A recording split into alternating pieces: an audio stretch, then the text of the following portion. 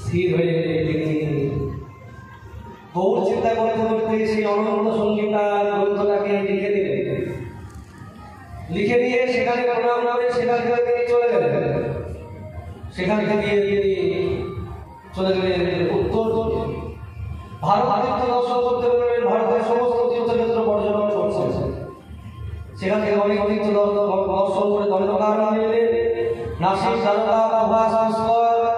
সেখান থেকে চলে গেলেন কুরুক্ষেত্র দর্শন করে সেখান থেকে গেলেন হরিদ্বারে গঙ্গা স্নান, তীর্থ পরিক্রমা সমস্ত কিছু করে বদরিক আশ্রমে গেলেন, অর্থাৎ বদ্রীনাথের রাস্তায়। বদরিক আশ্রমে গিয়ে নারায়ণ ব্যাসকে দর্শন করলেন। নারায়ণ ব্যাসকে দর্শন করার পর গণ্ডকী নদীতে গেলেন, গোমুখ, যেখান থেকে গঙ্গা উৎপত্তি হয়েছে। আর সেই গোমুখে গণ্ডকী থেকেই শালগ্রাম সেরা উৎপত্তি হয়। সেখান থেকে তিনি প্রণাম করলেন। প্রণাম করে গণ্ডকীতে স্নান করে উঠেছেন। একটা সুলভন চিহ্নযুক্ত শালগ্রাম তার হাতের কাছে এসে উপস্থিত। সেই শালগ্রামকে তিনি সঙ্গে করে নিয়ে এলেন। মাতা সারা দেবীর জন্মস্থান দর্শন করলেন। সেখানে জন্মস্থানে প্রণাম করে মিথিলা থেকে তিনি সেখানে গিয়ে কবি বিদ্যাপতির সঙ্গে তার সাক্ষাৎ হয়। চণ্ডীদাস বিদ্যাপতি আমাদের সব জানি না, তো বিদ্যাপতির সঙ্গে অবগত আচার্যের সাক্ষাৎ হল। সেখানে তিনি আলিঙ্গন করলেন, নানা কথা বললেন। সেখান থেকে চলে এলেন অদ্বৈত প্রভু অযোধ্যায়। অযোধ্যায় এসে রামচন্দ্রের জন্মস্থানে প্রণাম করলেন। প্রণাম করে তিনি প্রেমাবিষ্ট হয়ে গেলেন। সেই স্থান দেখো, আমাদের সনাতন ধর্মে কত বোকা লোক বাস করে। হ্যাঁ, যে কিছু কিছু মানুষ তারা প্রশ্ন তোলে ভগবানের জন্মস্থান ইতিহাসে মানে না, শাস্ত্র মানতে হবে না। বাদ দাও, শাস্ত্রটাই আমরা ভালোবাসি বলে বলতে পারি, নিজের লোকের কথা সবাই ভাই ভাই বলে ফেলে দিলাম। কিন্তু ইতিহাসে মিথ্যা হতে পারে না। তারা ভগবানের রামচন্দ্রের জন্মস্থান নিয়ে তাদের গায়ে জ্বালা হয়, আর আরো কিছু নিয়ে জ্বালা হয়। আরে আমাদের ভগবান, আর তাকে নিয়ে তোমরা রাজনীতি করবে? আশ্চর্য ব্যাপার। স্বর্গ নদীকার কেউ তৈরি করে দেয়? বলে হ্যাঁ, যমুনা নদী ঠিক আছে, এটা আগে থেকেই ছিল। গঙ্গা নদী ঠিক আছে, এটা আগে থেকেই ছিল। নবদ্বীপটা ছিল, এরকম যদি কেউ বলে তাহলে কথা ঠিক হবে? যমুনা নদী আছে, যমুনার পাড়ে যে বৃন্দাবনটা ঠিক হয়, এটা তৈরি করে নদীর আলাদা কেউ তৈরি করে। নদী যদি ঠিক থাকে ওটা তৈরি করে খেয়াল করে পড়ে। অযোধ্যা নগরী ঠিক আছে, সরজু নদী ঠিক আছে, রামচন্দ্র ইতিহাসে হয়। এটা কি বোকার কথা নয়? নদী যদি সঠিক হয়, অযোধ্যা জায়গা থেকে সঠিক হয়, রামচন্দ্র সঠিক হবে না, ঠিক হবে না। তোমরা নিজের মন করা কথা বলে দেবে আর সেটাকে বিশ্বাস করতে হবে, এটা ভাবা আমার কারণ। যেমন আজ থেকে কতদিন আগে ঈশ্বরসাগর তিনি তার গ্রন্থে লিখছেন, আজ থেকে অত্যন্ত আচার্য যখন সেখানে গেছিলেন, যদি তোমরা সাধারণ হিসাব করো তারপর 600 বছরের আগে, 600 বছরের আগে মহাপ্রভুর জন্ম যদি 537 বছর কি 38 বছর হয়, অন্তত আচার্য করতে আর থেকে 52 বছর বড় ছিলেন, তাহলে আরো আগে প্রায় হিসাব করলে 600 বছরের কাছাকাছি। তাহলে সেখানে অন্তত আচার্য প্রভু গেছিলেন, পরিষ্কার গ্রন্থে লেখা আছে। তা অযোধ্যা যদি নগরী না থাকতো তাহলে অন্তত আচার্য গেলেন কি? আর যদি রামচন্দ্রের কথা না থাকতো তাহলে অযোধ্যা গিয়ে সেখানে রামচন্দ্রের কথা স্মরণ করে সারা রাত রাম নাম জপ করেছেন অযোধ্যা আচার্য প্রভু, অনুভব করছেন সেই জায়গায়। সেখানে গিয়ে দর্শন করলেন অযোধ্যা নগরীতে। এই পবিত্র নগরী আমাদের ভগবান রামচন্দ্রের জন্মভূমি। আর সেই জায়গা থেকে 500 বছর ধরে বিধর্মীরা অত্যাচার করছে, আমাদের ভগবানের জন্মস্থান নিয়ে চিনিমিনি করেছে। আর আজকে আমাদের বড় আনন্দের বিষয় যে আজকে আমাদের সেই 500 বছরের পরাধীনতার রানী এতদিনে এসে বসে গেছে। আমরা সেই জায়গায় জয় করে যাচ্ছি। সেই ভগবান রামচন্দ্র তিনি তার স্বভূমিতে স্বমর্যাদায় ভক্ত মন্দিরে অবস্থান করছেন। আর এখানে কিছু লোকের গায়ে চুলকানি শুরু হয়ে গেছে। যে রাম মন্দির বানানোর কি দরকার আছে? তোমার সাথে হুঁশ ছিল না যখন বছরের পর বছর রামচন্দ্র কাবুল বেঁচে আছে, বৃষ্টির জল ভগবানের গায়ে মধ্যে পড়ছে, ওই তখন তোমার কষ্ট হয়। তোমার বাবার পয়সা রাম মন্দির হয়েছে? কোনো সরকারের পয়সা নয়, কোনো কারোর কাছ থেকে জোর ছাড়া রাম মন্দির তৈরি হয়নি।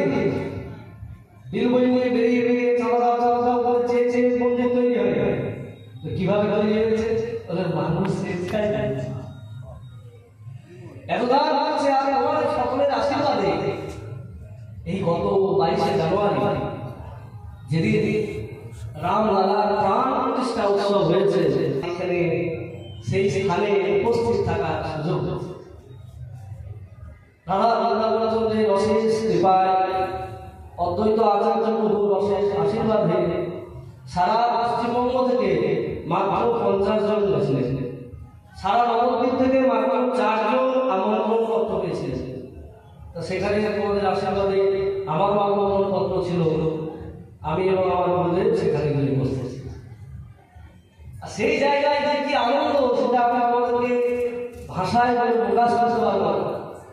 দেখো, অদ্বৈত আচার্য প্রভুর তিথিতে আমরা দেখছি যে সেখানে অদ্বৈত আচার্য প্রভু গেছে। তা আচার্য প্রভু যদি সেখানে গিয়ে থাকে, সেখানে আমরা যাবো না, সেই জায়গায় কি হয়? আর গিয়ে যা দেখলাম না, এই আনন্দ মুখে বলে প্রকাশ করা যাবে। এত জায়গায় গেছি, এত সম্মান পেয়েছি, কিন্তু ওইখানে যে সম্মানটা, যে আনন্দ পেয়েছি, তাহলে এরকম সম্মান কোনো মানুষের বাড়ি ভাগিয়েও পায়। আমরা শুধু মনে করছি কি করে এটা সম্ভব, কি করে সম্ভব। যখন তোমার বর্ধমান স্টেশনে এসে দুর্গাপুর স্টেশনে আমাদের দুর্গাপুরের অনুষ্ঠান ছিল, দুর্গাপুর থেকে আমরা ট্রেনে উঠবো, সব তো আগে আগে ঠিক হয়ে গেছে। কে যাবে, কোথা থেকে যাবে, কিভাবে যাবে, কোন ট্রেনে যাবে, ট্রেন নাম্বার কত, কখন পৌঁছাবে, সব আগে থেকে সব জানাতে হয়েছে। আমাদের আধার নাম্বার সব লিঙ্ক করতে হয়েছে। বাড়িতে বাড়িতে চিঠি এসছে, আমার বাড়িতে চিঠি এসছে, আমি বাড়িতে ছিলাম না, আমি বাইরে ছিলাম, তো শুনছি বাড়িতে চিঠি এসছে। কোথা থেকে? না, অযোধ্যা থেকে চিঠি এসছে। তো বড় আমাদের ব্যাপার, বাড়িতে চিঠি এসছে শুনে আমি ছবি দেখলাম। তো সেই চিঠি পাওয়ার পর সেইখানে কোড নাম্বার দেওয়া আছে, 4টি সংখ্যার কোড নাম্বার। ওই কোড নাম্বারটা দিয়ে এই সব সিস্টেম তৈরি হয়েছে। সেটা থেকে তারপরে আমাদের আধার লিঙ্ক করাতে হয়েছে, মোবাইল নাম্বার দেওয়া আছে, মোবাইল নাম্বার অটোমেটিক্যালি ওই তীর্থক্ষেত্রে মেসেজ চলে আসে যে এইভাবে রেজিস্ট্রেশন করতে হবে। তো প্রথম থেকে রেজিস্ট্রেশন করে আধার লিঙ্ক করে রেজিস্ট্রেশন করতে হবে, মোবাইল নাম্বার লিঙ্ক করে। ওই লিঙ্ক ছাড়া কোনোভাবে কোনো ঢোকা যাবে না, এমন সিস্টেম। তো দুর্গাপুর থেকে আমরা বলবো আমাদের বাকি টিমটা ট্রেনে আসছে, তা আমরা যখন ঘুরতে যাবো দেখছি আর কতগুলো লোক। তো ওখানে তো সবাই সেই সময় যেতে পারবে না, সে নিয়ম নাই।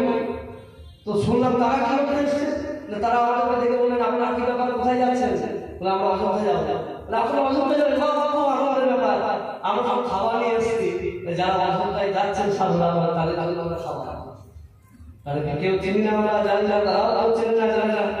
এই অযোধ্যায় যাচ্ছে বলে যারা পুলিশ আছে, তারা পর্যন্ত আমাদের কাছে চলে আসছে, আমাদের কি আপনাদের সৌভাগ্যের বিষয়, আপনারা অযোধ্যায় যাচ্ছেন, এই রামলালার মূর্তি প্রতিষ্ঠা অনুভব করতে পারবেন, সেখানে থাকতে পারবেন। আমরা সেখানে থাকতে পারবো না, কিন্তু মনে মনে আমাদের খুব আনন্দ। মানুষের মনের আনন্দকে তার কেউ জোর করে আটকে রাখতে পারবে না। আমরা রাসলীলায় দেখেছি যে ভগবান যখন বাঁশি বাজিয়েছিলেন, ব্রজকবিরা তারা সেই বাঁশির সুর শুনে যে অবস্থায় ছিল সেই অবস্থায় তারা চলে গেছে। যে অবস্থায় ছিল সেই অবস্থায় চলে গেছে। তো সকলে তো বাড়ির ব্যবস্থা আছে, ধরো তো কারো বাড়ি থেকে আমাদের বাড়ির লোককে যেতে দেওয়া হয়, ও দরজা বন্ধ করে দেওয়া হয়েছে, আটকে দেওয়া হয়েছে, যেতে দেবো না, তোমাদেরকে বাধা দিচ্ছে। তার ফলে কি হয়েছে জানো? বলে যাদের বাড়িতে আটকে দিয়েছে হয়তো তার প্রাণই চলে গেছে, প্রাণটাই আর নাই। তার প্রাণ গেলে কি হবে, দেহ চলে গেলে কি হবে? আত্মাটা সেখানে গভীর রূপ ধারণ করে রাসলীলায় প্রবেশ করেছে। যারা বাধা পেয়েছে তারা সেখান থেকে তাদের হৃদয়টা চলে গেছে, আর সেই হৃদয়টাই সেখানে রূপ ধারণ করে ভগবানের সঙ্গে ওই রাসলীলায় বেঁধে উঠেছে। বলে মনকে কখনো আটকে রাখা যায় না।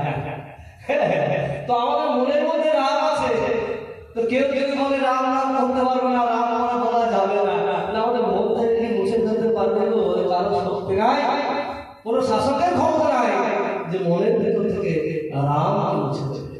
রাম আমাদের শিরায় শিরায়, রাম আমাদের রক্তে রক্তে প্রবাহিত, তাকে কি করে আটকাবো?